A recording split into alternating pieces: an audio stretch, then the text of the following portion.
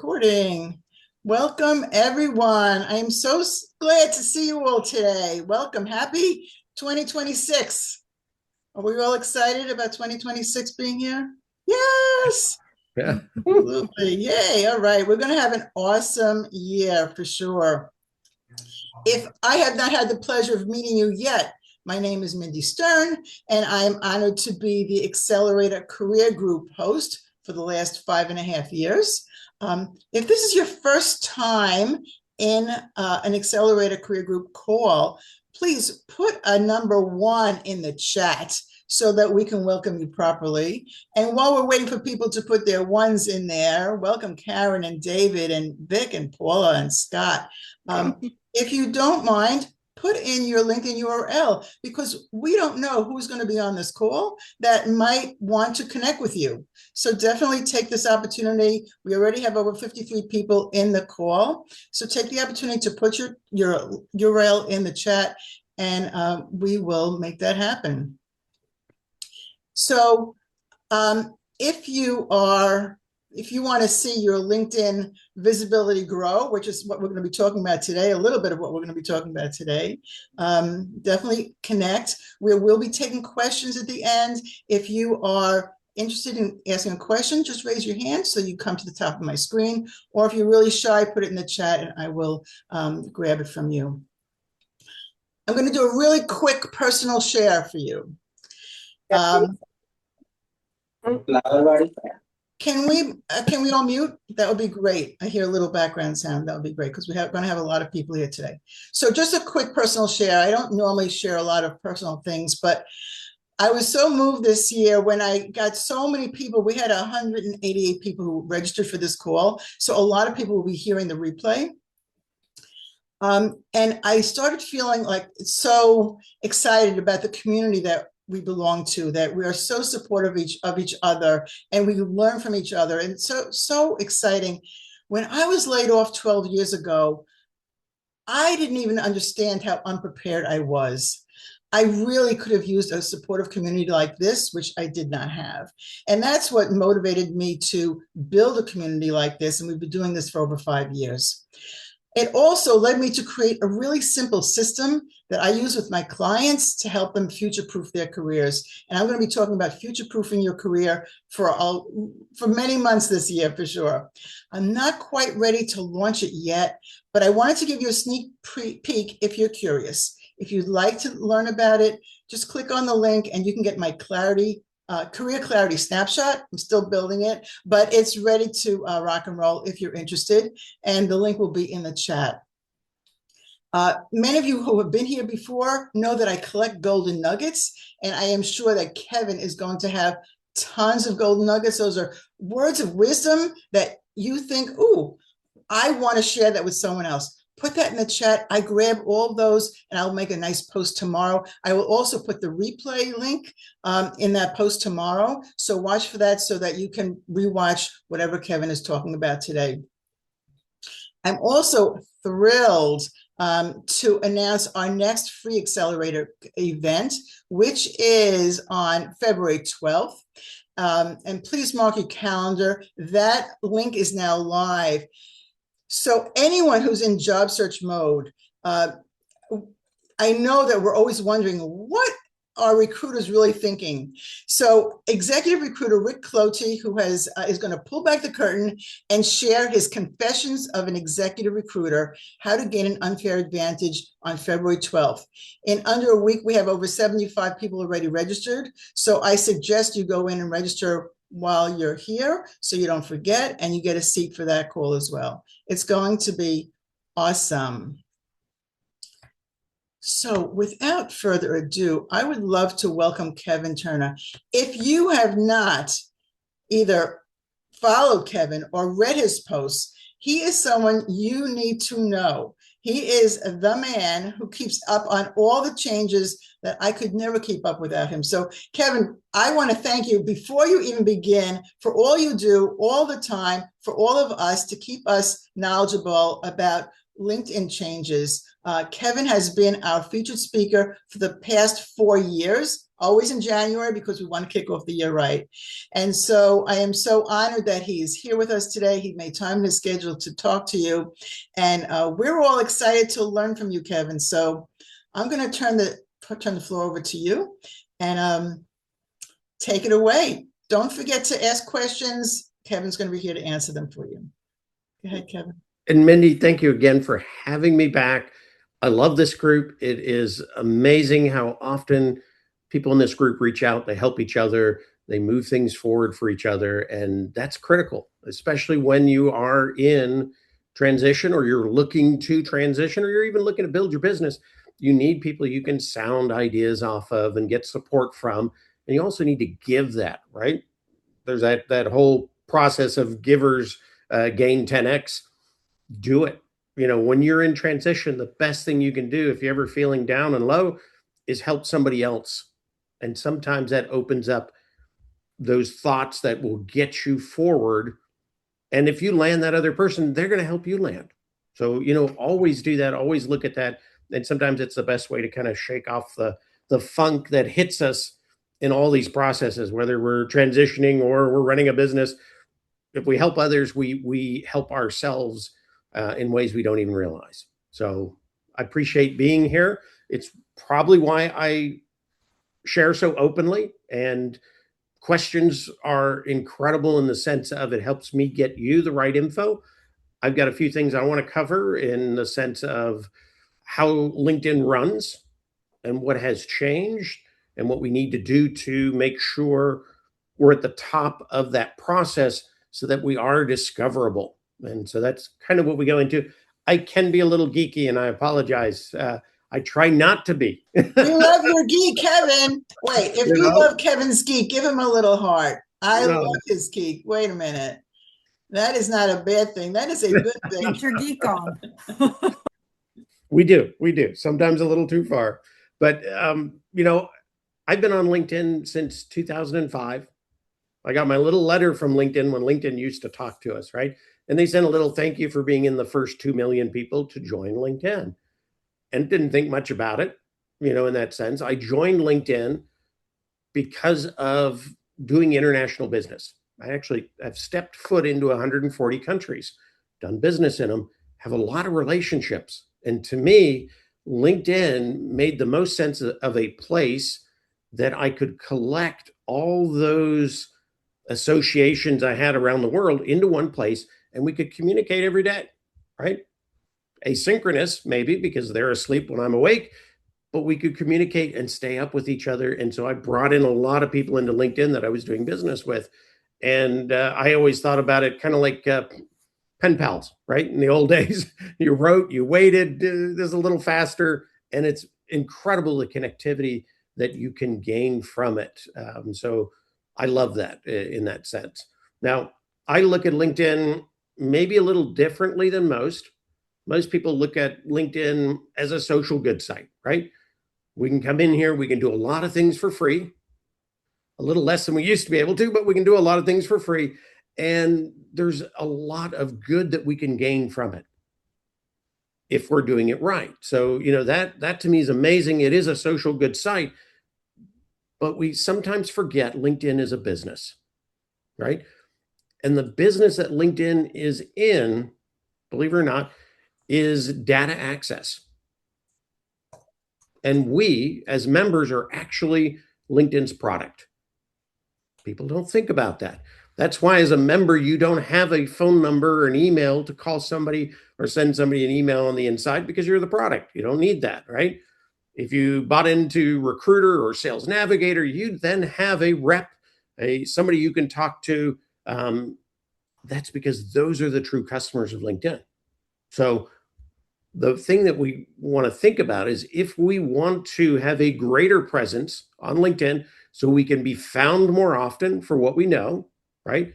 Then we've got to become, in a lot of ways, the perfect product for LinkedIn to promote, right? Right now, there's 1.3 billion plus members, or shall we say products, right, on LinkedIn.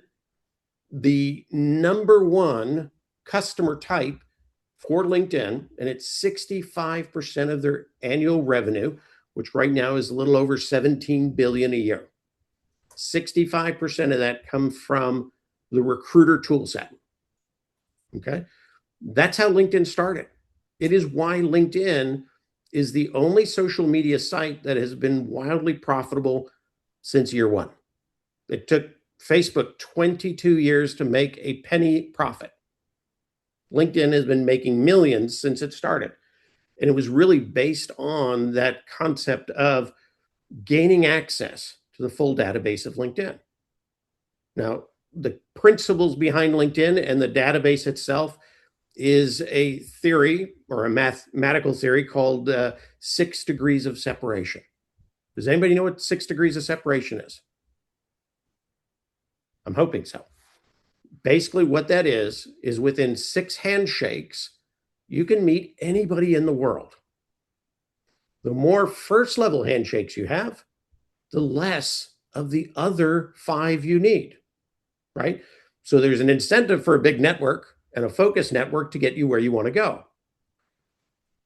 LinkedIn realized this very early on, and they said, if anybody could come onto LinkedIn, you could see everybody on LinkedIn. Well, then how are we going to monetize that data? What we're going to do is, LinkedIn said, what we're going to do is we're going to break that handshake connection chain at the 3rd level. Have you ever noticed that you can't see past first, second, and third connections? That's because LinkedIn said, nope, you can't go there because we're going to sell the other 3 to you, or you to the other 3. That's the business model behind LinkedIn. And that's how it is based on data sales or data access. So I always like to think about things in that sense, because when decisions are made on LinkedIn, sometimes you go, that makes no sense at all. But if you follow the money and you follow the fact that they're in the database business, access to data, it starts to make sense. Now, if I was selling data to somebody, right, there are certain things that make that data more valuable if I get them right.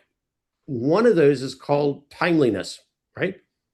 The next one is actually completeness. The third is searchable or sortableness of that data. So think of timeliness. If I'm selling you a email database, right, of 10,000 emails, if I collected those 15 years ago, I'm selling that one. And then I got another one I collected just 2 weeks ago. The 2 week ago is more timely and probably more accurate, because things change over 10 years, 10, 15 years, right? So timeliness is critical. LinkedIn looks at us as product. If we're more timely, we are more valuable to them. So they're going to promote us. So how do we become more timely? You think about it. One of the points that LinkedIn always looks at is messaging, in-mails, right? Things like that. Recruiters reach out to us through messaging or in-mail. If we blow them off, LinkedIn looks at that and says, they weren't very timely, or they blew them off completely. So I'm going to kind of move them down the rank of good products because they weren't being timely. So messaging, real important to clear your messaging up, right? If you get a message, respond to it. If you get an in-mail and you don't want to, get rid of it, but do respond. And I would suggest anytime a recruiter sends you something, if it is a real recruiter, and there's some of that going around too, message them back. Keep yourself at the top of LinkedIn's valuable list for being timely in messaging. Can you clarify? Are we supposed to delete the messages or just respond to them? Apologies, I don't You know. either respond or you can not accept, right? If it's an in-mail, you can say, I don't want that. As long as you are going through them, either reading them so they don't show you haven't read them, right? There is a filter button you can click that says unread. Make sure you don't have any unreads. If you respond back to them, that's another step in being timely. Okay. If you delete them because they don't fit what you're doing, that's also being timely. It's managing that communication. So to LinkedIn, that's important. Does the same approach is the Go ahead. same approach for people who reach out who you don't know? I don't accept every invite. Can you speak to that a bit? If you get an invite, you should respond to it in one of a few ways, right? Okay. Accept it, ignore it, Okay. report it, right? Sometimes Okay. invites are not good. They're bad people. If that's the case and you've determined that, make sure you're reporting it and then blocking that individual. If it is a good invite, accept the invite. If it's not, ignore it, right? If it seems real spammy, but you don't think they're bad people, you can ignore it. And then you can click the next button, which is, I don't know this person. What that does is that trains LinkedIn to tell that person, too many people have said, I don't know you.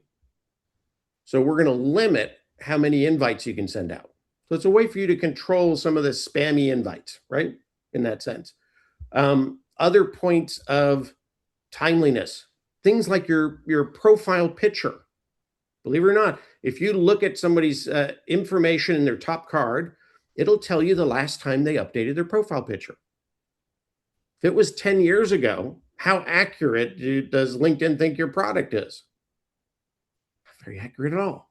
If you took that same picture and actually reloaded it, it would have a new timestamp to it. It could be that picture from 10 years ago. LinkedIn still thinks it's new, right? So it becomes more timely. Any sections, any content that you have, if you reload the same content, it gets a new timestamp and becomes more timely, more valuable to LinkedIn. They push you more as a product. Now, you shouldn't do that just for that sake, but you should be tweaking and refining the information on the profile. That's really the better process. But know that those things have an impact. They make your stuff more timely. Open to work is a tool set that people use. There's always a debate. Should I show the green banner or should I not? That might be a whole discussion in itself. But here's what's interesting about settings like open to work. When you turn them on, right, LinkedIn gives you a descending order of interest. The longer it is on, the less likely you are to be interested in work. Doesn't seem right. Usually, if you've been out longer, you're more interested in work, right? But LinkedIn gives it that descending order of value over time. So what you need to do, if you're using open to work, you need to refresh it every week. If you're in hot pursuit, make sure your open to work is timely and it's refreshed every single week. You don't really have to make any changes. Sometimes it's just turn it off, turn it back on, right? Just a couple of seconds that takes, that becomes timely. Now you're at the top of the list again. Recruiters will tell you if they are tracking people who are open to work, and you do that, you're always popping to the top of their list again, as opposed to descending over time. Things like selecting, I'm interested on a company, the same thing. That descends over time in value. So LinkedIn pushes it less, right?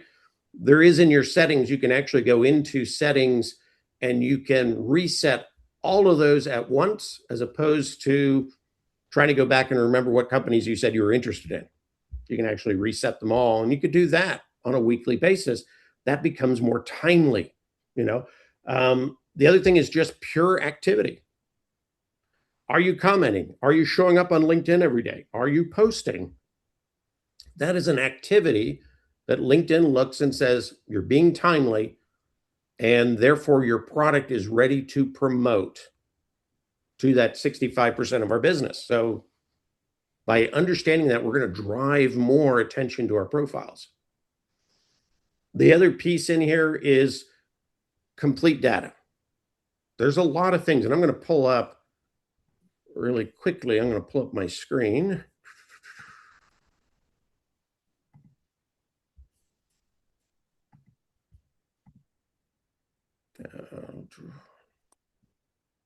So there's a lot of things on your profile that if you leave them blank, seems like a good idea. But when we have incomplete data, we're going to be pushed farther down the list, right? What we're trying to do is match out that perfect product that perfect search request. So incomplete data puts us farther down. Areas that people will leave incomplete are months on a job. We used to do that because if we were there for a couple of months in the middle of the year, it looked like a whole year and it closed all the gaps. Well, now they know that that's why, and they push us down as a perfect product because we didn't have complete. Now, if you did that in the past and you go back and edit that position, it's going to make you add the months back in.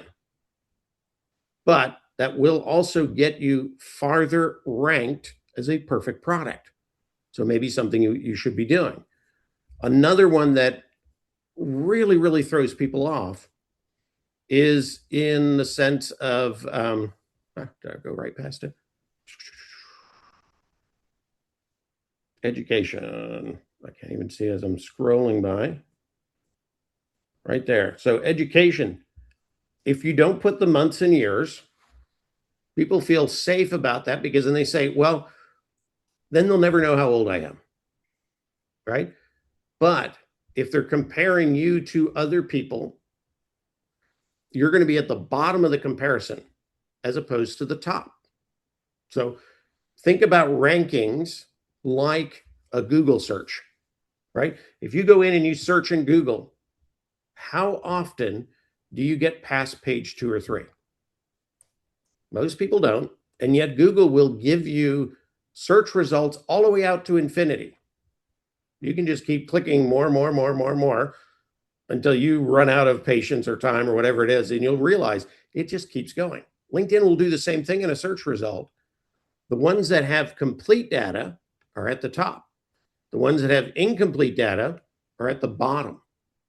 So if we want to be hired and we're saying, well, I'm going to hide my age by hiding my degree time, if a degree is required, or if a license and certification is required, and we hide the date, then we're at the bottom of the list.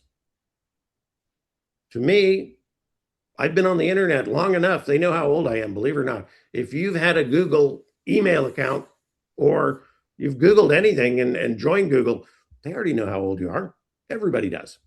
So you're not fooling anybody by hiding it. Give complete data and you will always be found at the top of the list. So most people don't know that. Really important.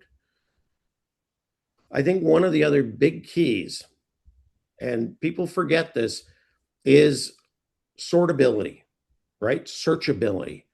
When you have a database as big as LinkedIn, and you think about it if you had a filing cabinet and you had 1.3 billion files in that cabinet, and you told everybody, well, just build your own file folder name and stick it in the cabinet. How retrievable would those files be? It'd be very complex. It would be not as easy as we think it would be, and nothing would fit into any kind of like categories that we could then understand. Well, LinkedIn is the same way. It's trying to make sense of those files. So it's giving us hints, but it doesn't always tell us, right? So there are areas within LinkedIn where they're going to ask you certain things. And within that, if you select from, like here's one right here, location, you select from the drop-down box, you are now sortable and searchable. I always like to go towards the drop-down option that has the most potential. I live in a little town called Granbury. It's southwest of Fort Worth. Most people don't know where it is unless you're from here. It's a beautiful place. I'd rather say Dallas-Fort Worth Metroplex. I lived in Dallas for 30 years, so I can say that. I get more opportunity found, or I get found in more opportunity because I'm using a bigger net, but I'm using this market value filter. So this database, believe it or not, has changed over the last 6 years. I believe 3 to 4 times they've revamped this. About 20-30% changes in it. Dallas used to be Dallas/Fort Worth area. If I left my old choice in there and a recruiter was looking for me, they're going to have the new one. They're not actually going to be able to find me because although I was complete, I'm now inaccurate because I'm using their old database information. So some of these little market value filters you have to update. That's just one that's in the top card that I think damages people a lot. Within the actual jobs themselves, we're going to go a quick edit in here. There are many market value filters. The first one is title.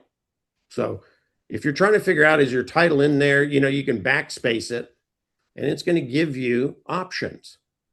Top one, obviously, closest fit, or might be the most popular in that sense. And then it kind of rolls down from there. If you select it, great. If I put, now I want it to be the global managing partner. Did you notice no drop-down box appeared? What I've done, it could be true. I've now broken that search filter within LinkedIn's database.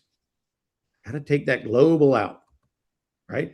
And select again from the market value filters. This is critical. Recruiters often search by location, right?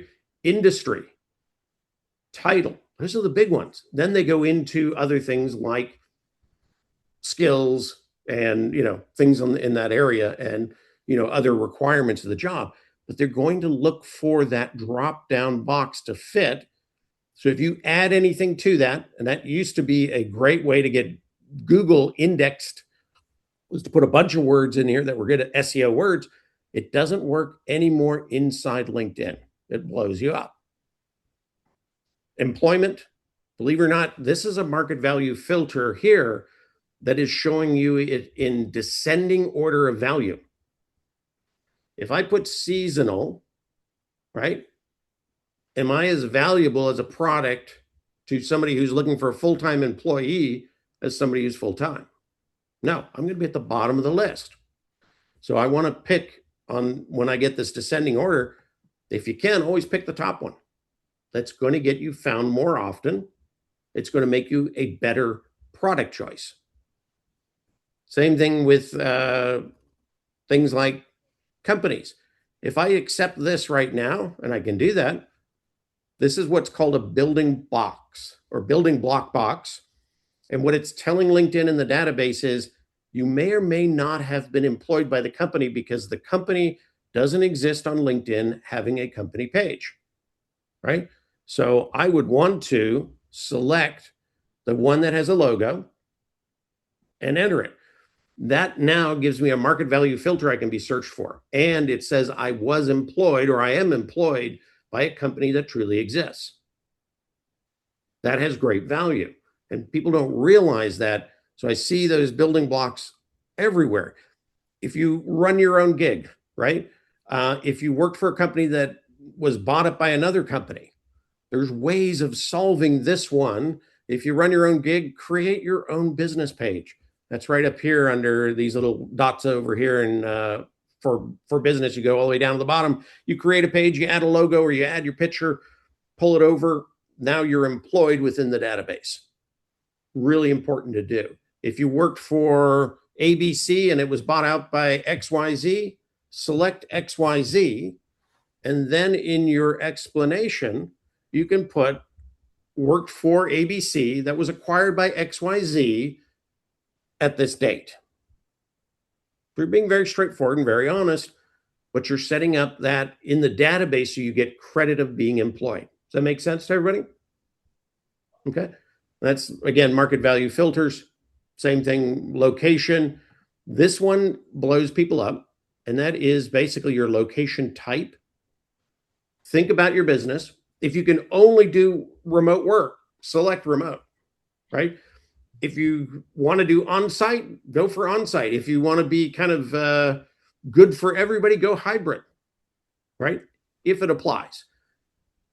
If we can only, if we only want remote, but we might accept the others, clicking only remote might create a lack of interest in us unless somebody was looking for only a remote employee. So that's why I think hybrid is your safer bet. We'll get into skills here in a bit. As we do skills, they are, again, market value filters, right? As you add a skill, when you type it in, you want to select from that drop down box. That guarantees you're now searchable. If you did, one of them that throws most people off is like P&L, P&L management. I might have just put P&L, or I might have put P and spell out and L, or I might put profit and loss. But if I want to be found in the LinkedIn database, I should use this one. That makes sense? So again, don't guess them. Actually look for them in that sense. Now, LinkedIn always suggests skill sets that you might have. Some of them don't make any sense. In this sense, I hope not to be a nonprofit. I'm a profit company. So I'm not going to select nonprofit, although I've worked for nonprofits. When you are doing these skills, one thing that's interesting to me, so let's say I'm managing partner, but I want to be chief executive officer one day of my company, right? So if I select that and then I scroll down to the suggested skills, it's going to give me new skills that it didn't see in my current content when I was managing partner, but that align with a CEO. This might not be the greatest example, but you can try that. So if you're trying to get to the next level, put that next level title in. Don't save it, but just put it in there and come back down to the suggested and see if there's any skill sets that you didn't think about adding in. And then when you do add a skill in, make sure that it's getting written into the content, right? Because LinkedIn does look for that. If you say you've got a skill, that's great. If it's in the content, there's an alignment, right? And they're looking for that. But that's one way to kind of. Kevin, we have a question from Jesse. His hand is raised. I don't know if it's about this, Jesse, but do you want to ask Kevin a question? Yes. Can you hear me? Yes. Yeah, you're fine. All right. So it was back to that point about the companies, because I've had this come up a couple of times. So what I think I hear you saying is, if that company that I legitimately work for and they are a legitimate company and they are in business, I'm not going to go tell them, hey, you don't have a LinkedIn page, so you need to do that, because I'm not in relationship with them anymore. And I'm not going to tell them how to run their business. Yeah. But I would continue to put what their closest match would be, even though it doesn't come up in that special box that you're talking about, because I want to be accurate what matches my resume, correct? One thing you can do, and it's interesting because if you set up a page for a company as an admin, right? LinkedIn doesn't tell anybody who set the page up. Oh, okay. So if that company didn't have a page and you weren't going to be able to talk them into it, you could set one up. And then if the company came to LinkedIn and said, hey, that's our business, we want the page, you can then release it to the company, who then probably keeps it, right? You want to use the logo on their website. You want to use the words in their about section, right? You want to use their address. You want to use all the correct information. So if they spotted it, they'd say, wow, that is our company page, but we don't have the adminship to it. We're going to request LinkedIn turn it over to us. And there's a process. Most of the time, they never even know. So you could set that up, you could do it right, and it might help the other employees or ex-employees then be able to tie in and be considered employed on LinkedIn. Very good. Thank you. Yeah, absolutely. Thank you, Let's see, Jesse. where were we? Kevin, I want to make sure that we get to the new AI systems. Absolutely. That's where we're going next. Okay, perfect. Thank you. So this is we got through this, the timely, complete, and searchable. The only thing in skills I do want to mention is it's important not just to say you have a skill, but to get others to say you have a skill. So you want endorsements. The more endorsements, the better. And LinkedIn does rank it by those endorsements. So if they're looking for somebody, let's say it's search engine optimization, I added that skill. It was just me saying I had it and nobody else said I had it, I'm going to be at the bottom of the list. If 150 of my best friends on LinkedIn said I had it, I'm going to be towards the top of the list. So I always tell people, throw skill parties, right? Connect with 100, 150 of your best friends on LinkedIn and say, hey, would you do me a favor? Would you come to my LinkedIn profile and give me every skill you know I have? And in return, I'm going to come to yours. I'll give you every skill I know you have. That doesn't mean you give them everything or they give you everything, but it's helpful in the sense that it will stimulate the process and bring those skill sets up. And then LinkedIn will start recognizing them. That is basically a social proof element that says this is actually a skill you must have because others are standing up saying you do. So a skill alone doesn't do anything if it's not backed up by others. So throw those skill parties. You'd be amazed how quickly it changes in your discoverability, how many times your search profile shows up, those kind of things, how much contact you get from it. So make sure you are ramping those up. The other way to do that is give them to other people, right?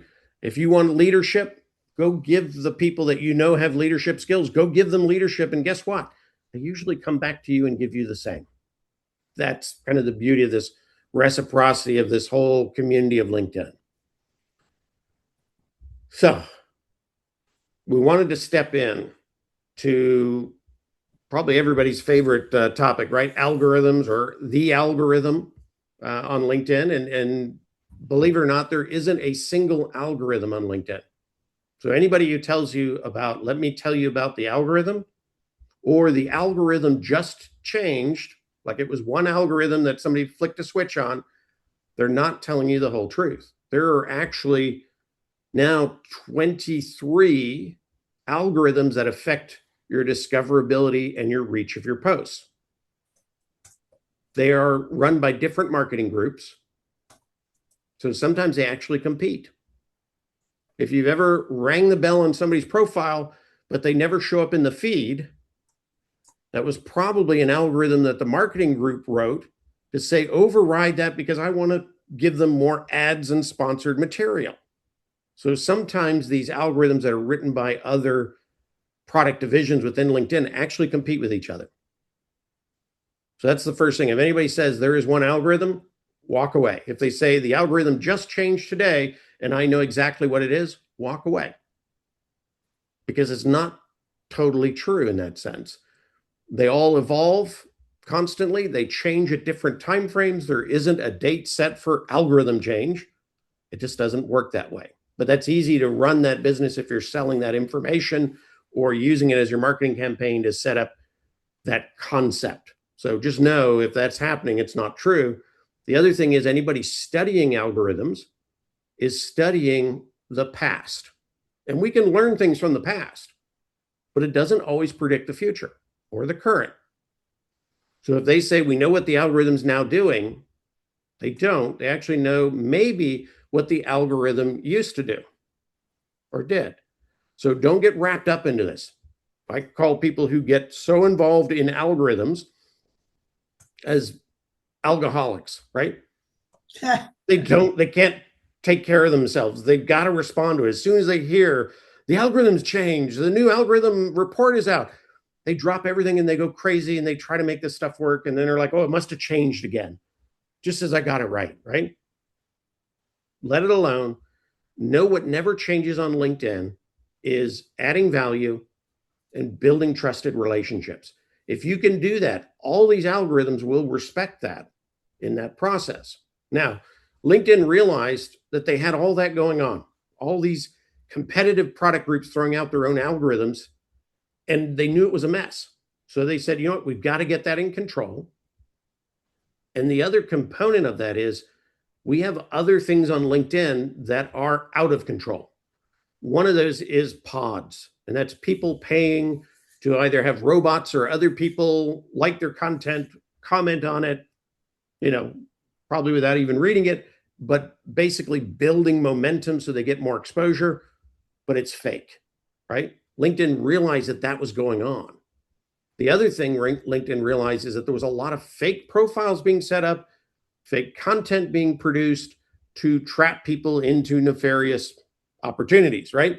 They knew those two things were happening. And then the third one being their own product groups fighting over ruling LinkedIn, right?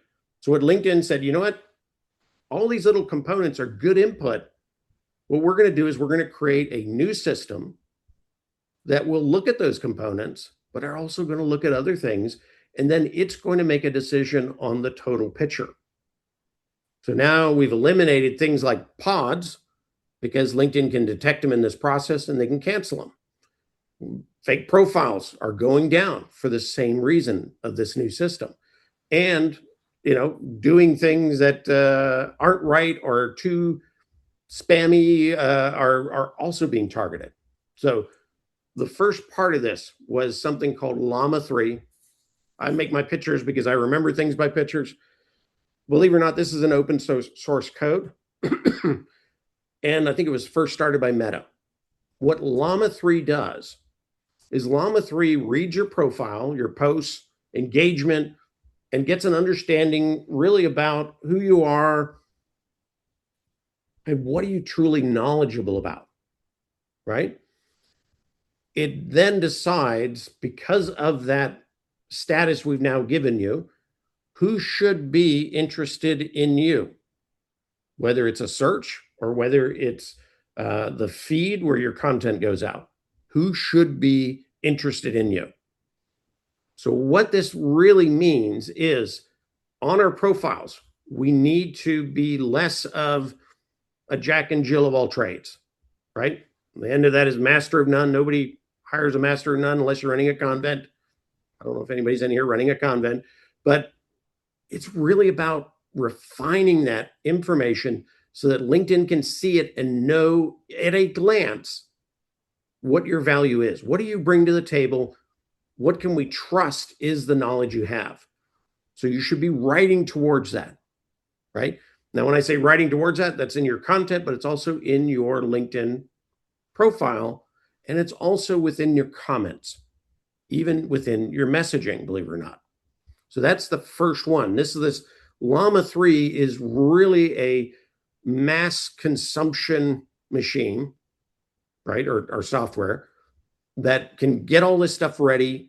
And then the next one comes in, and that's Brew 360. It's another new system. And what it does is it takes the input from Llama 3. And it then looks at feed ranking content, not profile, right? It's really about how far your content goes. So it's going to look at content and say, we think it's going to be able to do this, this, and this, and it'll be popular in these areas. It does input the Llama 3 stuff saying who might be interested in it. So it is likely to serve it to them, right? So a lot of people have this confused. They think Brew 360 does all of this. It can't. It's a process. The next component of this is natural language search. So if you've noticed on LinkedIn, the search process has changed. You now, instead of doing Boolean strings or typing in a couple of bits of keywords, you're really going to start writing sentences or writing phrases. Who does this? Who ran a venture capital group focusing on promoting security products in the last 10 years, right? And it's going to use that natural language to search the content and the profile that both Llama and Brew 360 has set up. So that goes back to how do we write our LinkedIn profile? And what you want to understand in that sense, when you're designing that profile, you want to know really what you do well, what you have as your skill set, and what are people searching for. And you want to term a lot of your semantics within the profile to answer those questions. I'm looking for somebody who does X, Y, and Z, right? The more simplified we can make that, the more likely we are to be ranked and found for that, whether it's by profile search or by feed rankings. That makes sense to everybody? Now, one thing you can do is I wrote an article. Where is that? Let's just go back to It's in your profile. So I'm going to go back to my profile itself. I'm going to scroll down. I wrote a article here just about these new systems, right? It also incorporates in the X plus other ranking systems out there for the feed. If you take this article and you can make it into a PDF, or you can copy it and put it into a Word document, right? If you take that, save that aside on the desktop, right? Then you go to your own profile and you can download your profile, right? So that you can then understand, save to PDF. Strangely enough, if you save the PDF, it comes up with this terrible profile number, right? If you try to update the name, it won't download. So just leave it as it is, download it, right? And then take that to your favorite AI agent, right? Perplexity, ChatGPT, Claude, whatever it is, plug it in and say, based on this article and the content of my profile, what changes would you suggest so that I can maximize my discoverability? And it's going to come back and say, headline is a little too complicated. It's missing this, this, and this. About section, maybe try these things. It will give you a lot of really good input that when you make those adjustments, it hits a couple things. Your profile becomes more timely, right? More accurate and complete. And now you're fitting into that natural language search of how somebody would look for my profile. Does that make sense? I hope so. Great way to kind of test it. Otherwise you can come to me and I'll help you, but that's a way to do it on your own, using those things as kind of your resources in that sense. So to me, real easy to do. Now, again, what Llama 3 is looking at is mostly the headline, right? Your about section. And believe it or not, you've got quite a bit of room, 2,800 plus spaces. It's looking at that. It is looking at your skills that are both your top skills, which is high level, right? And then your assigned skills within the positions and the positions themselves.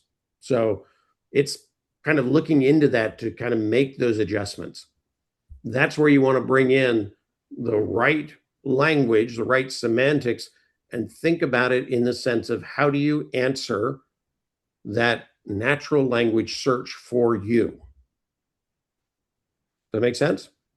So that's really how you want to position this. And again, if it doesn't make sense, do what I suggested, grab that article, right? Make it into a PDF or a Word doc, download your profile, and then have a AI tool compare them and make suggestions for you. Now, if you are really security sensitive, I don't care if my name's out there on my content, but if you download your LinkedIn profile, often you can graphically eliminate your name, maybe the profile address, those kind of things, any contact. So that doesn't go into AI as a database. If you don't want that to happen, that might be a smart thing to do. But that would be what I would suggest doing. Mindy, where would you like to go from here? Let's get some questions. We only have about 8 minutes left, so let's get some questions. I like what Courtney said. I click nuggets, and she said that's not a nugget, that's a bag of gold. So bravo, Kevin. I think that was very, very helpful. If people want to do that, I think it's amazing. Yusuf, you have a question for Kevin? Yes. Hi, Mandy. Hi, Kevin. Thanks a lot. It's a great one. Absolutely. Great. It was a great one for me. My question is that I didn't see that you covered something related to, or areas related to posting, how often we can post, or how AI would consider daily posting. It's like robotics, or that's what I want to check. And Yusuf, that's a great question. And we've got a couple things to kind of tie into this. It used to be that if you posted every day or several times a day, by momentum, you would be more discoverable. Well, if you think about LinkedIn as a business, right, that feed itself is finite. If it was a store shelf, you can only get so many cans on the store shelf, right? If I am, as one vendor, I try to occupy all the shelving space in the store, they're probably going to throw me out. Right. And that's what LinkedIn is doing. So if you overpopulate content, LinkedIn is going to push it down or just don't show it at all because they want to make room for others. That makes it interesting for everybody else. But they also want to make room for sponsored advertisements, promoted, right? Because that's their business. Another reason that LinkedIn got mad at pods is they were taking over the feed, using their own algorithms against them. They were taking over the feed and they couldn't get as much ads and sponsor stuff in there. So it is a business. So definitely don't try to overload. If you are posting anywhere from 1 to 3 times a week, that's perfect. In a good mode, you got to be adding value in that post. You got to be cultivating the conversation, right? And believe it or not, as much as you post, you should be commenting on others. Yep. And that's a Yep. big thing. Commenting in itself as a strategy won't take you very far unless you're also posting or getting ready to post, right? So sometimes it's the gateway drug to posting. So, in that sense, you got to start it somewhere. So it's a good start, but you also want to be posting as well. Reposting, is it considered as posting, Kevin? Depending. Now, reposting, if you're reposting with thoughts, right? Yeah. Hey, Yeah. I read Bob's stuff and it was really good. And this, and Yes. this. That content won't go as far as your own content, right? If you wrote about that same subject, you would probably get more from it than a repost, right? You do earn some relationship with Bob because you reposted his stuff, but you're not going to kind of get full credit. It's kind of like, well, Joseph wrote about it, but really Bob's the expert, right? Yeah, that's the objective. Like, is it considered from LinkedIn as the reposting as like what you said from 1 to 3? So it's considered as 4 posting. If you do reposting, this is the 4th and 5th. So also we need Anytime to. if you repost or post, it's considered a post by LinkedIn. I see. But Okay. the response rate for a repost is always lower. If you do repost with thoughts, it's not going to be as good as your normal Agreed. post Agreed. on average. Agreed. And then if you repost without anything, you're doing that as a gift to the original author. You're supporting them. You don't get anything from that, but they get that warm and fuzzy that you helped them out, right? Maybe they picked up a few more comments. So that can be a good thing to do in that sense. One of the things that I like to help people understand, and I started doing this back in 2020.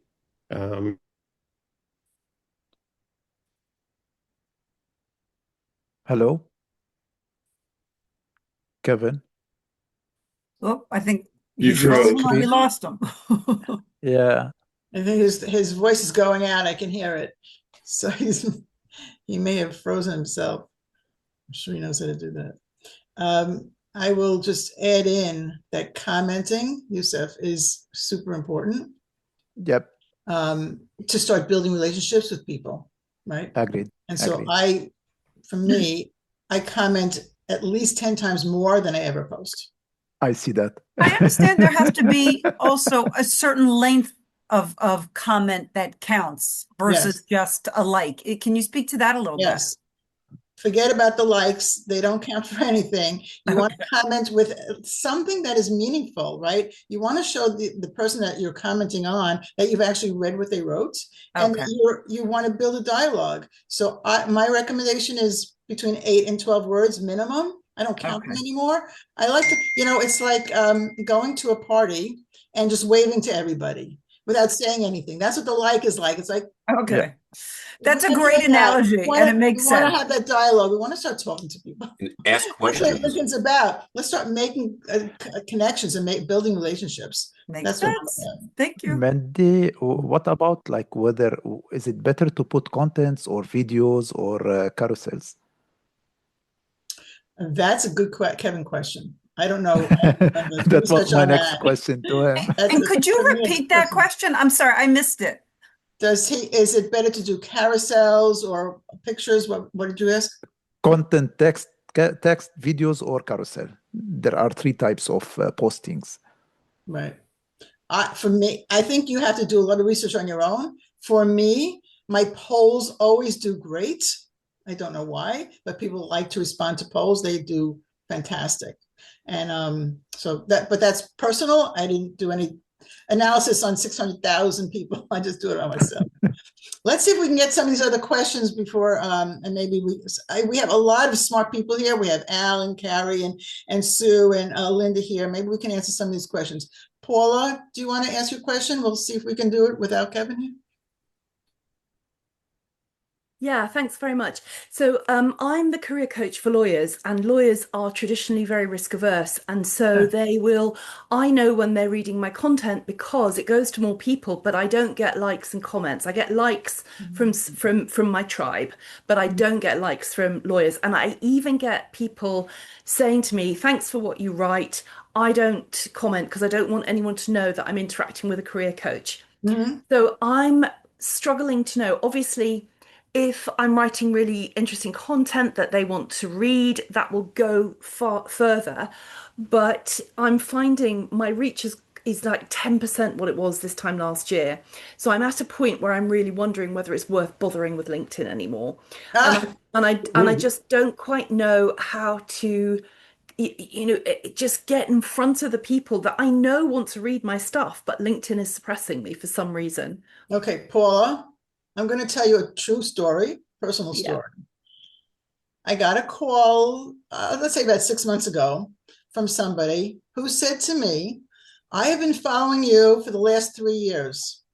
He has never, ever liked, commented, spoken to me, interacted with me in any way. And so I had no idea that he was following me. But he said, I really like what you have to say. Can we have a conversation? So, Paula, even though someone is not liking your content or commenting, doesn't mean that they're not seeing it.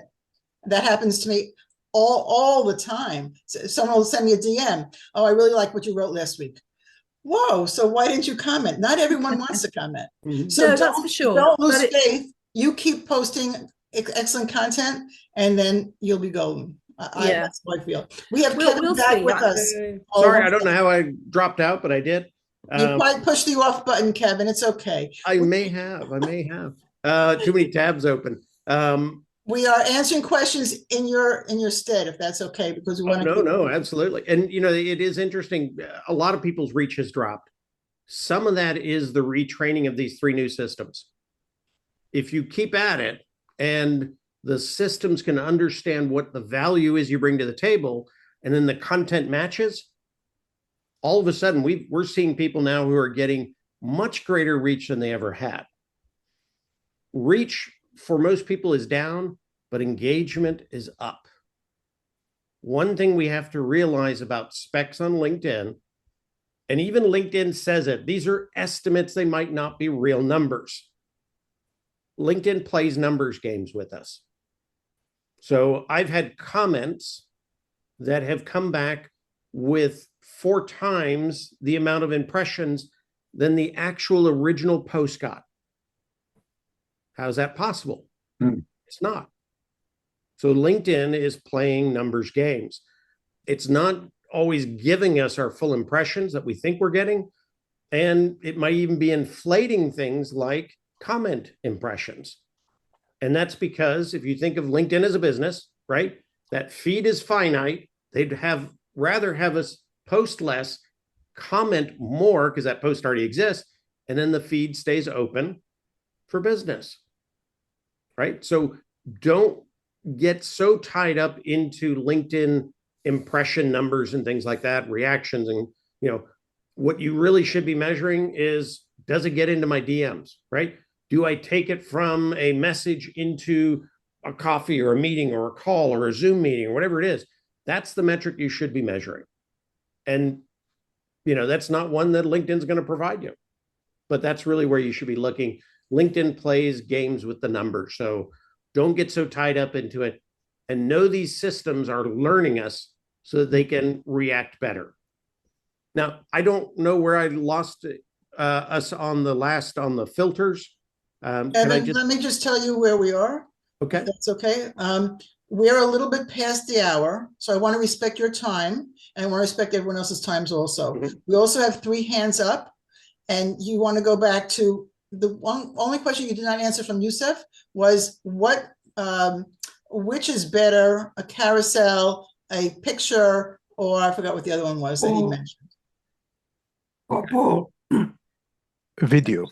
Oh, video. Video or content, text. You know, it depends on your audience, right? If my audience is older, they might like more text. If my audience is younger, they're probably more apt to go video, right? So you first have to know your audience. The other component of it is all audiences get tired if we do the same old thing every single time.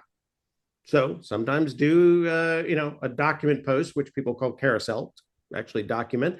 Do a document post, do a long post, do a selfie post if you want, do a video, mix the content up, and you'll attract more portions of your overall network. Maybe that new target audience will be pulling in from different areas, because people do get tired if we do the same kind of content all the time.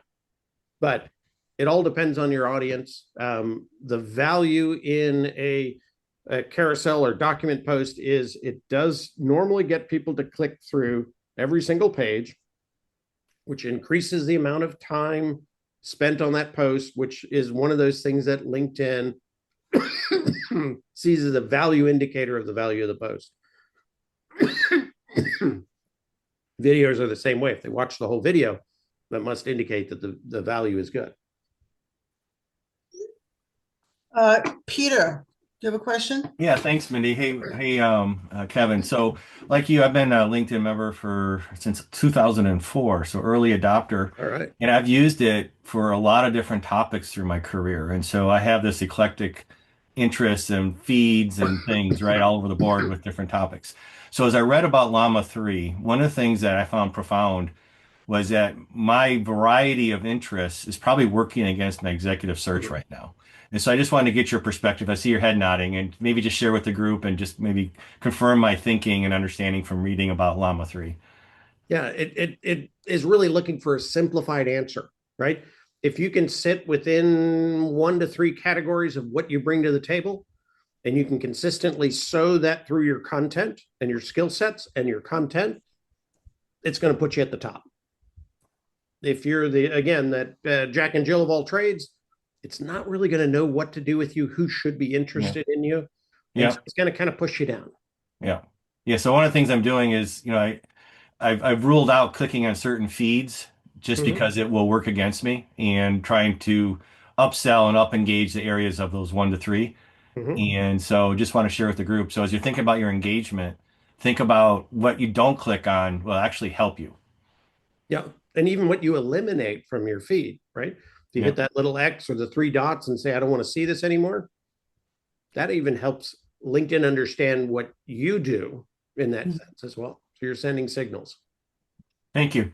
Absolutely. Thank you. Thank you, Peter. Julie, can you go real quick? Yeah. Okay, this is actually a little bit different, but on scams, okay, I think it is a scam. Okay, I applied for a job through Indeed. The recruiter or the recruiter from that job said, well, no, we're not at the moment, but let me give you someone else's email. They're looking for something. So I emailed that particular person. About a week or two, she emails me back and she says, great, let me send your resume. I did that. And then she said she's out of town, but yet we never really talked, just communicate through email. Great. You have the job. I'll check back with you in a couple of weeks. Give me this particular information, not bank account information. I know that would be a scam. And it is a higher rate of pay. And I just feel that I just have this funny feeling that it is a scam. I would say if you haven't had a conversation, it probably isn't real. That's what I was wondering. There's a lot going on. Things as simple as sending you, even within LinkedIn, sending you a message with a link on it to click on and fill out a form. They can actually acquire access to your LinkedIn account and then steal it from you, lock you out. So there's a lot of different things that they can do. I wrote an article about this back in 2019 of how they're using those things to kind of pull you forward. But anytime it sounds too good to be true, it probably is. And that's one of those situations. If somebody just sends me an email, I want to have more information. And then I want to go and check that information, Google it, right? Throw it through AI and say, is this person real? How do I tell? And it will detect even from things like spoofed emails. Sometimes the type of letter they use in an email address may make it look like one thing, but it's actually another. And so they then incorporate that URL and they can actually generate emails off of it. So, I mean, right, exactly. So I think it is too, of course. And then another thing is just that I get, I don't want to get too, how do I put this, over enthused on even like an email or anything, because I've gone through a lot with my job history of where it's too good to be true, or you get so disappointed and then you don't want to keep searching anymore. So it does, it right takes now, the air out of you. Yeah. But stuff like that, if it seems like that, it probably isn't true.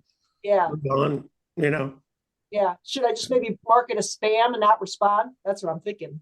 You can, or you can even delete it. Or if you really think it was a scam, I would report and then block the person. Yeah. They're coming through on text as well. I Oh, mean, yeah. I feel like it's I believe it rampant too. everywhere now. Yeah. Yes. Yeah. It seemed like at the end of the year, I started to get really strange emails. They refuse to talk to you in person, and then they're giving you these high rates. Oh no, I don't have time to talk to you in person, and it just seemed ridiculous. And so I wouldn't send my resume because it just was too good to be true. Yeah, That they're old using adage the works. right filters. Let's try and stay on topic, guys. This is not. That's another topic coming up. All the scams and spams. It's huge. We could talk about that forever. We have one more question up. TJ, do you want to ask Kevin really quick? Yeah, but I'll make this quick. Do you still recommend posting 7 days a week, or should we be cutting that back down to maybe 5? I've never recommended 7 days a week, and I've tried it myself. It didn't create the momentum I wanted it to.